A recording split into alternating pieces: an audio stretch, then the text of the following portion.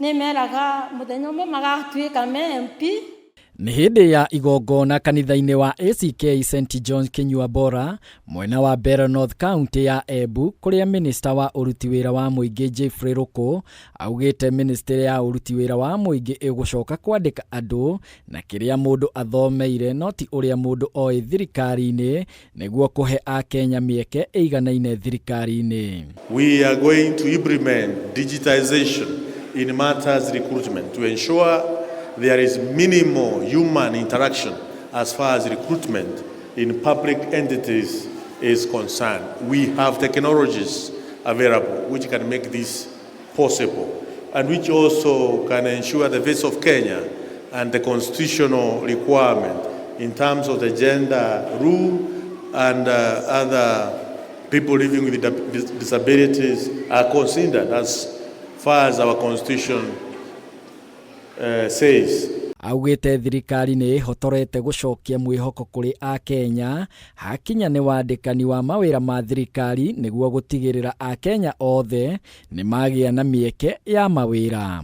Tunasema ya kwamba hatutapadilisha serikali yetu ya taifa ya Kenya. Tuhakikishe ya kwamba Mheshimiwa William Ruto anarudi kama rais wa Jamhuri ya Kenya mwaka ambao unaokuja 2027.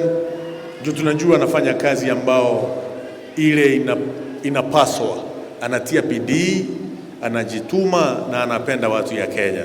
Ruku akihinyĩrĩria aikari a Embu na a Kenya kũnyita mbaru thirikari ya ihinda rĩrĩ na gwĩthema na ũteti wa kũgayũkania a Kenya. Yale ambao mnaambiwa na wao viongozi nimesema kuhusu ati mtoke nje ya serikali, ati William Ruto sio kiongozi sawa sawa.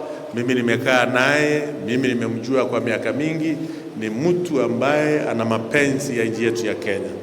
Kwa hivyo tuendelee kumshikilia. Vile vile hatutapandisha serikali yetu ya kaunti ya Embu. Tutaendelea kushikilia serikali ya kaunti ya Embu. Hakuna haja ya kuwa na viongozi saa hii tunapandisha tena. Lazima tusaidie viongozi kuhakikisha kwamba wanafanya yale ndiyo mazuri ya watu. Handũ-inĩ ha Kameme TV, rĩtwa rĩakwa nĩ Ngoshi wa Njũgũna.